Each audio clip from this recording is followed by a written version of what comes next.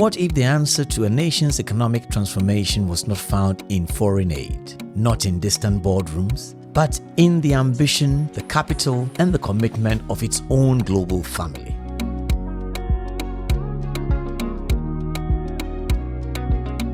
On the 25th of January 2026, the Ghana High Commission to the United Kingdom and Ireland convened a landmark gathering in London. Supported by the UK-Ghana Chamber of Commerce, Access Media, and Eagle London Agency, the Ghana Business Breakfast Meeting was a high-level forum dedicated to one defining theme: harnessing diaspora capital and partnerships to drive investment to Ghana. What followed was a morning of vision, strategy, and a clear call to action for every Ghanaian in the United Kingdom and beyond. With the MC Linda Wayo guiding the day, and an opening prayer from Philip Oseri, the host for the morning, Her Excellency Mrs. Sabah Zita Benson set the stage for a transformational dialogue. The High Commissioner spoke with conviction about the strength of Ghana's economic rebound and the credibility of the government's reset agenda under President John Dramani Mahama, making a compelling case for why now is the right moment to invest. Today we gather under a theme that resonates deeply with Ghana's vision for inclusive growth, harnessing diaspora capital and partnerships to drive investment to Ghana. It is not just timely, it is transformational. Your presence here reflects a shared interest in Ghana's economic direction, and more importantly, growing confidence in the reforms and results that now define our national outlook. Your contributions, whether through remittances, knowledge transfer, or advocacy, have been pivotal in shaping Ghana's socio-economic progress. Today, we seek to elevate this partnership to structured investments that transforms industries, creates jobs, and accelerates national development. The Ghana Interbank Payment and Settlement System (GIPS) is playing a major role with innovative payment solutions which are bridging gaps between Ghana and the global financial systems, ensuring secure, efficient transactions for businesses and individuals alike. She backed her call with hard economic data pointing to growth figures that have placed Ghana firmly on the radar of global investors. And she was direct about the scale of what is possible and the unique role that the diaspora is positioned to play. The economic growth of Ghana has rebounded strongly. Ghana recorded real GDP growth of over 5% in 2025, outperforming regional averages and demonstrating resilience across agriculture, service, trade, and export-oriented activity. This growth is being achieved alongside fiscal consolidation, underscoring the credibility of the reform agenda. With the investment case powerfully made, the special guest for the morning, Clara Arthur, CEO of GIPS, addressed a fundamental question: how does the diaspora actually move money, make investments, and transact securely in Ghana? Her answer was the digital financial ecosystem, and she made a case for it with characteristic candor. She spoke of the rapid growth of mobile penetration and fintech in Ghana and used a powerful personal anecdote to illustrate why investing in digital financial infrastructure is not just good business, it is essential for equity. Over the last decade, Ghana's payment system has transitioned from a cash-based transaction. I always tell a story when I started banking almost 20 years ago. Clearing was a matter of lifting checks from Kumasi to Accra for clearing. I don't know how many of you remember, but if you presented a check from Bank A to Bank B, it could take you nearly 30 days if you are lucky. If the gods don't smile on you, it would take 60 days. Make a mistake and put an error or a dot where a dot shouldn't be, it would take 60 days to return it to the issuing bank. I mean, these were the complexities, but now you can actually issue that, or you can make an electronic transfer and it's done instantly. This is the beauty of what we have achieved when we talk about digital payments anchored on established national payment systems infrastructure, which is GIPS. And we are also here to support you as a business community. Providing a comprehensive map of the investment landscape was Diana Afriye-Addo, the Minister for Trade at the Ghana High Commission. Her presentation was a practical guide for potential investors, walking through the specific sectors where Ghana most need diaspora capital, and the policy reforms that have been put in place to welcome it. You know that the government is committed to make your investments that you do in Ghana yield positively. So these are the focus areas that the government is targeting on. That's the ease of doing business. Mrs. Ado highlighted significant changes to the Ghana's tax regime designed to remove barriers and make the investment environment more transparent and investor-friendly. Now, it's no more tax on tax. We listened to you and we listened to the business community in Ghana, and then we've reviewed the VAT calculation now. She also made a direct personal appeal on some of the most critical sectors, from infrastructure and affordable housing to manufacturing and pharmaceuticals, urging the diaspora to see themselves as partners, not just observers. Establishment of gold board. And please, if you want to buy gold from Ghana now, just go to the gold board website. Don't deal with anybody. If you do that, you may lose your money, because now you can only buy gold from gold board.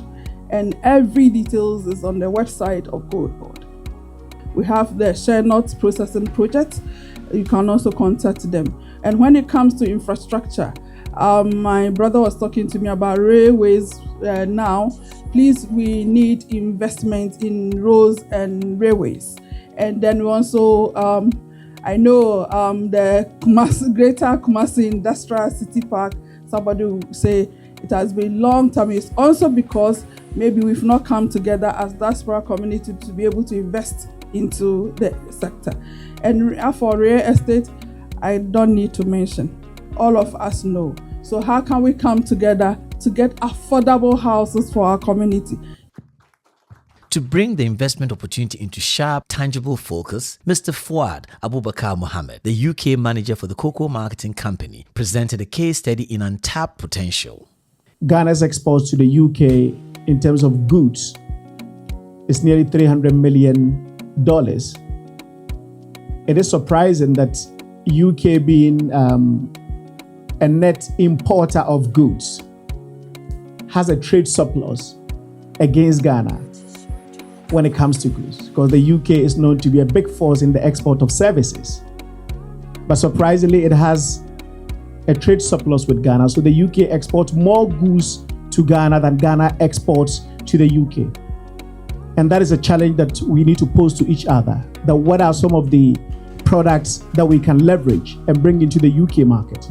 He drew the room's attention to the extraordinary gap between what Ghana earns from its most famous crop and the vast, lucrative market that exists right here in the United Kingdom. The numbers tell a striking story. Ghana, the world's second largest cocoa producer, earns a fraction of what the UK chocolate market is worth, a market that is the second largest in Europe and the third largest in the world.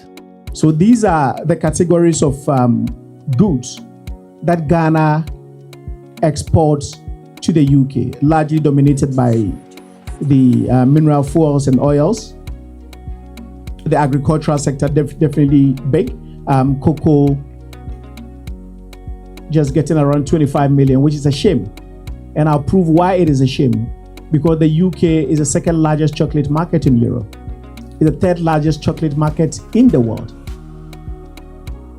With the sort of relationship that we've got with the UK, why are we not leveraging that and make sure that our cocoa and chocolate is destined, or the biggest destination becomes the UK country? But this is a visual that highlights the global trade of cocoa and chocolate products. So if you put together all cocoa and chocolate, what are the trade flow segregation? Chocolate commands over 50% of the trade flow. Mr. Mohammed's presentation was a challenge and an invitation to an equal measure. The diaspora living close to the consumer is ideally placed to invest in the transformation of Ghana from a raw commodity exporter into a manufacturer of world-class finished products. How do we transform, or how do we move from exporters of raw beans or semi-finished products into exports of chocolate? That requires investment in the cocoa sector. That requires investment in the chocolate manufacturing space. Now, there are a lot of chocolates, what we call contract manufacturers here in the UK. If you find a chocolate labeled Tesco, they don't own chocolate factories. It is contract manufacturers who do those white label or private label chocolates for them. The presentation opened the floor to a lively and engaged Q&A session, where attendees sought direct clarity on how to engage with Ghana's various sectors and navigate the investment process. It was a room full of people who came not just to listen, but to act. But we do have crowdfunding guidelines that would actually has a structured way. You can actually crowdfund for investment. So we've got in agri-tech where they do a lot of crowdfunding. You don't even have to see the farm, but you can make money off by crowdfunding because you own a piece of the land. And when it comes to the other side for crowdfunding for rewards, like you're saying, for school projects, we've actually put in a framework where the Bank of Ghana actually has oversight and visibility for payment service providers who need all school associations like yourself. So you can onboard there and then all your mates can actually contribute. You have full visibility. It's frustrating sometimes, I would agree with you, especially when you've worked in private sector and we know in private sector things are really quick.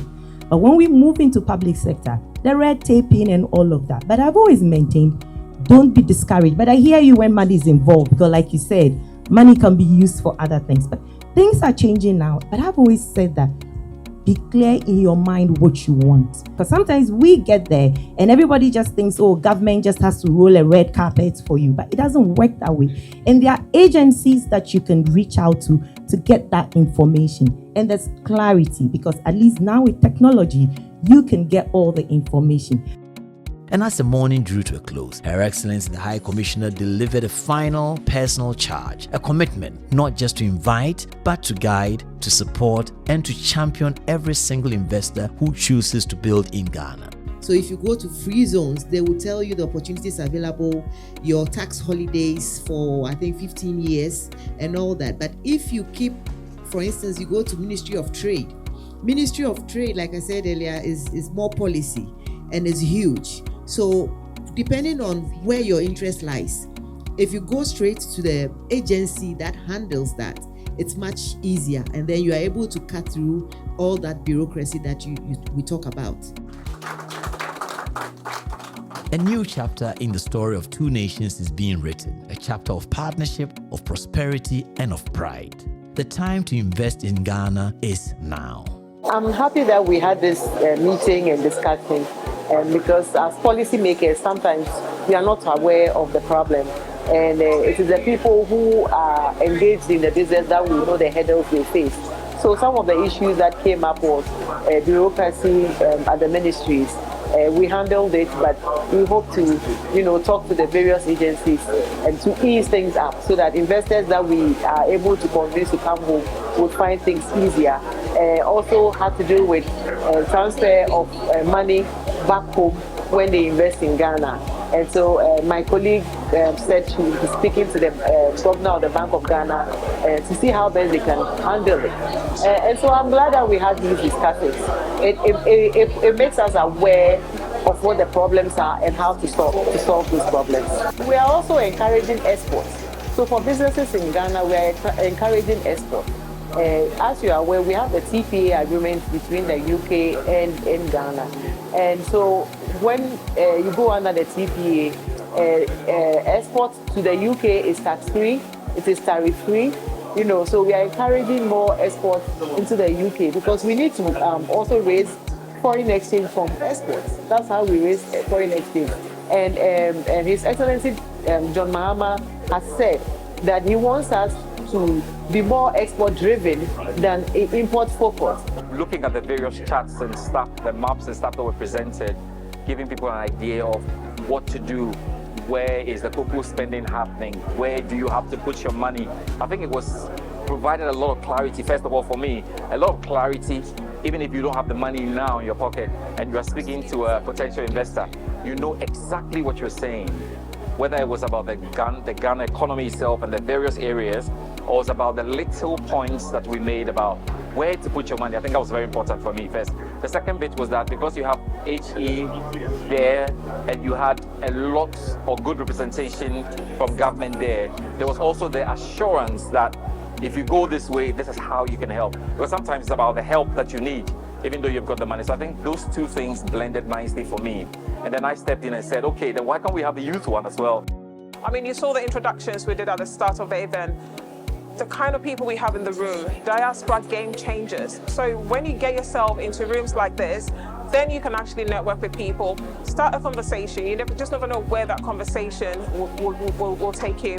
Another thing I got from Mrs. Addo, the head of trade, is to encourage people to grow in Ghana and grow with Ghana, and to love our own as well. Yes, and I mean, there are lots of things that people didn't know today that they've discovered today.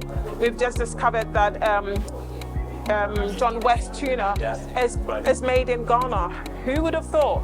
No one knew that.